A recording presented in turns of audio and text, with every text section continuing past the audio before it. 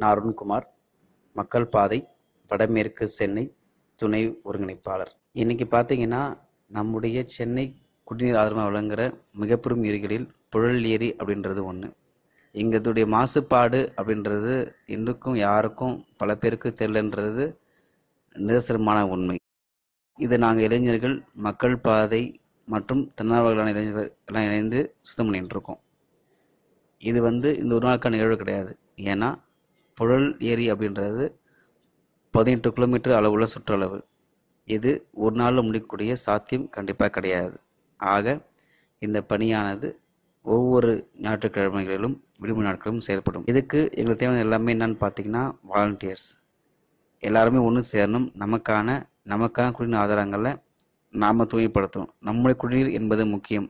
ஏன்னா இன்னைக்கு குடிநீர் பற்றாக்குறை அப்படின்னு சென்னை மாநகரத்தில் ரொம்ப அதிகமாகவே இருக்குது. இந்த நேரத்துலையும் நம்முடைய குடிநீர் தடாகத்தையும் இப்போ இந்த பதிவு பார்த்தீங்கன்னா, இது உயரக்குறைய தூய்மையான பகுதின்னு சொல்ல முடியும். ஏன் அப்படின்னா, இதை விட இன்னும் மோசமான பகுதி அந்த பக்கம் இருக்குது.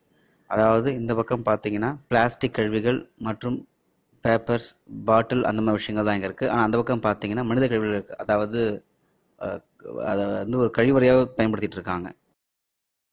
நம்முடைய இந்த பணியானது நான் முன்னரே கூறியது போல, இந்த புழல் ஏரி என்பது நம்முடைய சென்னையின் குடிநீர் ஆதாரமாக விளங்குகின்ற ஏரிகளில் ஒன்று. ஐயன் வள்ளுவர் சொல்லுவார், நீரின்றி அமையாது உலகு என்று. ஆக நமக்கு நீர் தருகின்ற தடாகத்தை, ஏரியை தூய்மைப்படுத்தவில்லை என்றால் நாம் வெகு விரைவில் நீருக்கு திண்டாட வேண்டியிருக்கும். இந்த புழல் ஏரியானது கிருஷ்ணா நதி நீரிலிருந்து வருகின்ற நீரையும், மேலும் மழை காலங்களில் சென்னை மாநகரில் பொழிகின்ற நீரையும் ஒருங்கே ஒன்றிணைத்து தனக்குள் உள்வாங்கி நமக்காக வைத்து கொண்டிருக்கிறது. இது புழல் ஏரியின் முன்பகுதி. இந்த பகுதியிலும் தினமும் இங்கு நடைபயிற்சிக்கு வருவோர் மற்றும் உடற்பயிற்சிக்கு வருவோர் அவர்கள் மட்டுமல்லாமல் மேலும் பலரும் இந்த இடத்திலும் குப்பைகளை போடுகிறார்கள். காரணம், இங்கு இருக்கின்ற சிறு சிறு வணிக கடைகள், அதாவது தள்ளுவண்டி கடைகள், காலையில் பயிற்சிக்கு வருவோருக்கு தேவையான சில நீர் ஆதாரங்களை அவர்கள் விற்பனை செய்வதால் இங்கு இப்படிப்பட்ட குப்பைகள் வருவதற்கான காரணம் அமைகிறது. ஆகவே அதை போக்க மக்கள் பாதை இந்த பகுதிகளில் விரைவில், அதாவது இந்த நிகழ்வின் அடுத்த வாரங்களில் இந்த பகுதிகளில் பிரத்யேகமான குப்பை தொட்டிகளை அமைக்க திட்டமிட்டிருக்கிறது. இதுவும் புழல் ஏரியின் உட்புற பதிவு. புதராக மண்டி கிடக்கும் இந்த பகுதியில்தான் பல சமூக விரோதிகள் மதுவை அருந்திவிட்டு அந்த மது பாட்டில்களையும் அதற்காக அவர்கள் பயன்படுத்திய பிற குளிர்பானமாகட்டும் அல்லது தண்ணீர் பாட்டிலாகட்டும் அதையும் இங்குதான் எறிந்துவிட்டு போகிறார்கள். ஆக இந்த புதரை நாங்கள் தூய்மை செய்வதற்கான காரணம், இங்கு மீண்டும் மது பாட்டில்கள், தேவையில்லாத மற்ற பாட்டில்கள் எல்லாம் இங்கு வரக்கூடாது என்பதற்காகத்தான். இது தூய்மையாக இருந்தால்தான் குப்பை போடுபவர்களும் இந்த இடத்தில் குப்பை போடுவ வேண்டாம் என்று யோசிப்பதற்கான ஒரு சாத்தியக்கூறு அமையும். ஒன்று, இங்கு இருக்கின்ற செடி கொடிகளை அகற்றிவிட்டு இதோ இந்த புறம்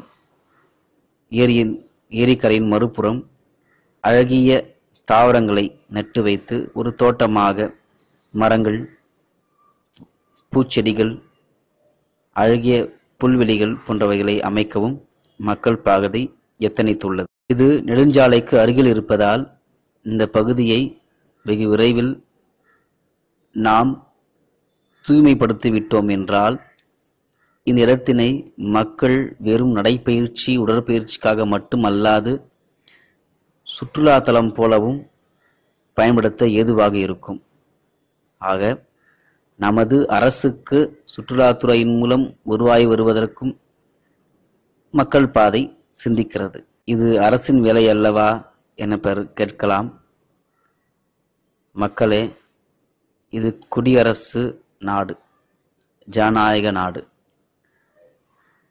நாம் தான் அரசு, அரசுதான் நாம்.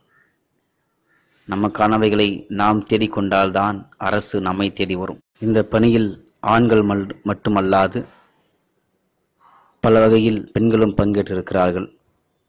ஏன் குழந்தைகள் கூட பங்கேற்றிருக்கிறார்கள். ஆக இது உணர்வு சம்பந்தப்பட்ட விஷயம். நம்முடைய நமது என்ற அந்த உணர்வில்தான், அந்த உணர்வின் வெளிப்பாட்டில்தான் இவர்கள் அனைவரும் இந்த இடத்தில் வந்து நமக்கான பணியினை இன்னும் மாற்றிச் சொல்ல வேண்டும் என்றால் தனக்கான பணியை முன்னெடுத்திருக்கிறார்கள். புழல் ஏரி புனரமைப்பு பணி நம்மை ஒரு குடும்பமாக்கட்டும். நம்முடைய தலைமுறையை, நம் தலைமுறையை வளமாக்கட்டும். நன்றி, வணக்கம்.